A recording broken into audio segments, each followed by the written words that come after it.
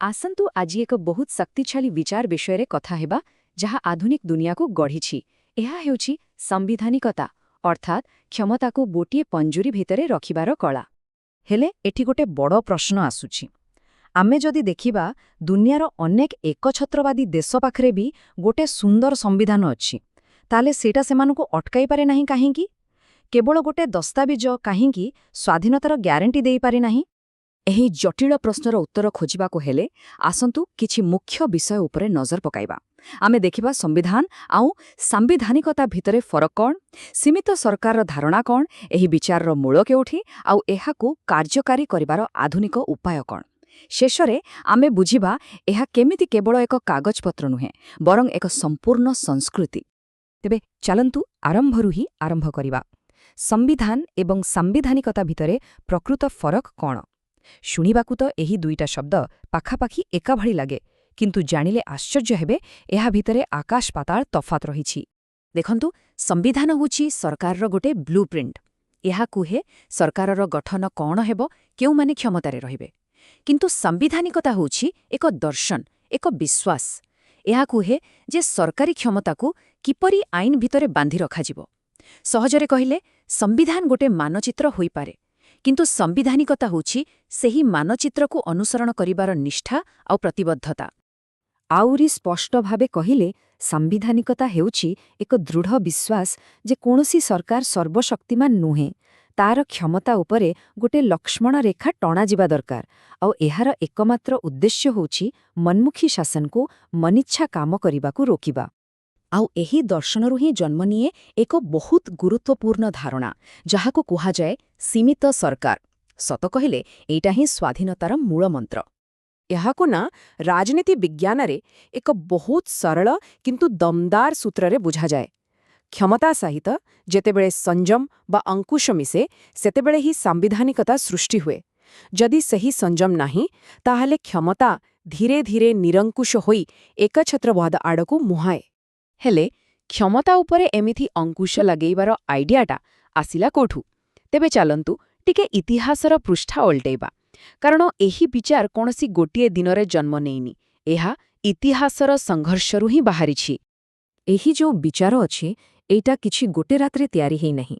ଶହ ଶହ ବର୍ଷ ତଳେ 1215 ମସିହାରେ ଇଂଲଣ୍ଡରେ ମ୍ୟାଗ୍ନା କାର୍ଟା ନାମକ ଏକ ଦସ୍ତାବେଜରେ ଏହା ସ୍ପଷ୍ଟ କରାଗଲା ଯେ ରାଜା ମଧ୍ୟ ଆଇନଠାରୁ ବଡ଼ ନୁହନ୍ତି। କଳ୍ପନା କରନ୍ତୁ ତ ସେତେବେଳେ ଏହା କେତେ ବଡ଼ କଥା ଥିଲା। ଆଉ ତାପରେ 1600 ଦଶକର ଶେଷ ଆଡ଼କୁ ଦାର୍ଶନିକ ଜନ୍ ଲକ୍ କହିଲେ ଯେ ସରକାରର କାମ ଲୋକଙ୍କୁ ଶାସନ କରିବା ନୁହେଁ, ବରଂ ସେମାନଙ୍କର ମୌଳିକ ଅଧିକାରକୁ ସୁରକ୍ଷା ଦେବା। ଆଚ୍ଛା, ସେସବୁ ତ ଥିଲା ଇତିହାସ କଥା।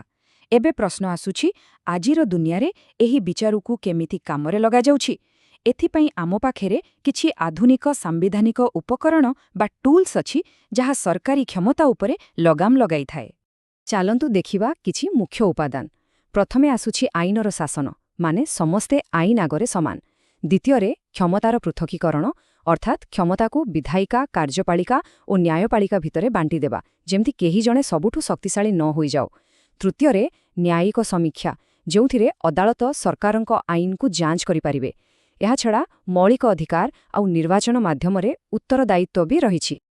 ଆଉ ନ୍ୟାୟିକ ସମୀକ୍ଷାର ଗୋଟେ ବହୁତ ବଡ଼ ଆଉ ଶକ୍ତିଶାଳୀ ଉଦାହରଣ ହେଉଛି ଆମ ନିଜ ଦେଶ ଭାରତର ମୌଳିକ ଢାଞ୍ଚା ସିଦ୍ଧାନ୍ତ। ଭାରତୀୟ ସୁପ୍ରିମକୋର୍ଟ ଏହି ସିଦ୍ଧାନ୍ତ ଜରିଆରେ ସ୍ପଷ୍ଟ କରିଛନ୍ତି ଯେ ସଂସଦର ସମ୍ବିଧାନ ବଦଳାଇବାର କ୍ଷମତା ଅସୀମ ନୁହେଁ। ସେମାନେ ସମ୍ବିଧାନର ଆତ୍ମାକୁ ବଦଳାଇ ପାରିବେ ନାହିଁ। ଏହାର ଅର୍ଥ ହେଉଛି ସମ୍ବିଧାନ କେବଳ କ୍ଷମତା ଦିଏନି, ବରଂ ତା ଉପରେ ଏକ ସ୍ଥାୟୀ ଲଗାନ ମଧ୍ୟ ଲଗାଏ। ହେଲେ କ'ଣ କେବଳ ଏହିସବୁ ନିୟମ ଓ ଅନୁଷ୍ଠାନ ଥିଲେ ଚଳିବ? ବିଲକୁଲ ନୁହେଁ। ଏହାଠାରୁ ବି ଆହୁରି ଗଭୀର କଥାଟି ହେଉଛି, ସାମ୍ବିଧାନିକତା କେବଳ କାଗଜପତ୍ର ନୁହେଁ, ଏହା ଏକ ସଂସ୍କୃତି। ଆଉ ଏଇଟା ହିଁ ଆମ ମୂଳ ପ୍ରଶ୍ନର ପ୍ରକୃତ ଉତ୍ତର। ଏଠାରେ ଦୁଇ ପ୍ରକାରର ସମ୍ବିଧାନକୁ ବୁଝିବାକୁ ହେବ। ଗୋଟେ ଅଛି ନାମକୁ ମାତ୍ର ସମ୍ବିଧାନ, ଯାହା ଦେଖିବାକୁ ବହୁତ ସୁନ୍ଦର କିନ୍ତୁ କାମରେ ଆସେନା। ଆଉ ଅନ୍ୟପଟେ ଅଛି ଜୀବନ୍ତ ସମ୍ବିଧାନ, ଯେଉଁଠି ଅନୁଷ୍ଠାନ, ନ୍ୟାୟପାଳିକା ଆଉ ସବୁଠୁ ବଡ଼ କଥା, ସାଧାରଣ ଲୋକମାନେ ସକ୍ରିୟ ଭାବେ ଏହାର ସୀମାକୁ ଲାଗୁ କରନ୍ତି। ଏହା ଏକ ନିରନ୍ତର ପ୍ରକ୍ରିୟା। ତେଣୁ ମୂଳ କଥା ହେଲା, ସାମ୍ବିଧାନିକତା କୌଣସି ଆଲମାରିରେ ସଜେଇ ହେଇ ରହିବା ଭଳି ଦସ୍ତାବେଜ ନୁହେଁ। ଏହା ଏକ ସକ୍ରିୟ ସାଂସ୍କୃତିକ ପ୍ରତିବଦ୍ଧତା ଓ ଏହା କେବଳ ସେତେବେଳେ ହିଁ ବଞ୍ଚି ରୁହେ ଯେତେବେଳେ ଅନୁଷ୍ଠାନ ଆଉ ନାଗରିକମାନେ ସରକାରଙ୍କ ଉତ୍ତରଦାୟୀ କରିବା ପାଇଁ ଆଗକୁ ଆସନ୍ତି। ଆଚ୍ଛା, ଏତେ ସବୁ କଥା ତ ହେଲା, ହେଲେ ଏହି ବିଚାର ଆମ ସମସ୍ତଙ୍କ ପାଇଁ ଏତେ ଜରୁରୀ କାହିଁକି? ଏହା କାହିଁକି କେବଳ ରାଜନୀତି ବିଜ୍ଞାନର ଛାତ୍ରମାନଙ୍କ ପାଇଁ ନୁହେଁ, ବରଂ ସମସ୍ତଙ୍କ ପାଇଁ ଗୁରୁତ୍ୱପୂର୍ଣ୍ଣ? ଏହାକୁ ବୁଝିବା ପାଇଁ ଗୋଟେ ବହୁତ ଭଲ ଉପମା ଅଛି। ଭାବନ୍ତୁ, ଏହା ଆମ ଶରୀରର ଇମ୍ୟୁନ୍ ସିଷ୍ଟମ ଭଳି।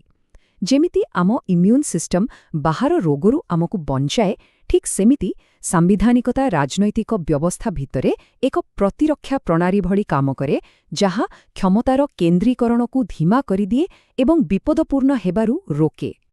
ଆଉ ଏଇଟା ହେଉଛି ସବୁଠୁ ଗଭୀର କଥା। ଦେଖନ୍ତୁ, କ୍ଷମତାର ଏକ ସ୍ୱାଭାବିକ ଗୁଣ ହେଉଛି ବଢ଼ିବା, ବିସ୍ତାର କରିବା। ତାକୁ ଯଦି ଖୋଲା ଛାଡ଼ି ଦିଆଯାଏ, ସେ ବଢ଼ି ଚାଲିବ।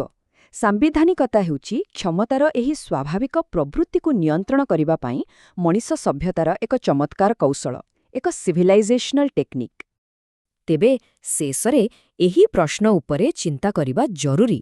ଯଦି କୌଣସି ସମାଜରେ ଏହାକୁ ବଜାୟ ରଖିବା ପାଇଁ ଇଚ୍ଛାଶକ୍ତି ନାହିଁ, ଯଦି ନାଗରିକମାନେ ନିଜ ଅଧିକାର ପାଇଁ ସଜାଗ ନୁହନ୍ତି, ତେବେ କ'ଣ ସେହି ଦେଶର ସମ୍ବିଧାନ କେବଳ ଏକ କାଗଜ ମାତ୍ର ହୋଇ ରହିଯିବ ନାହିଁ?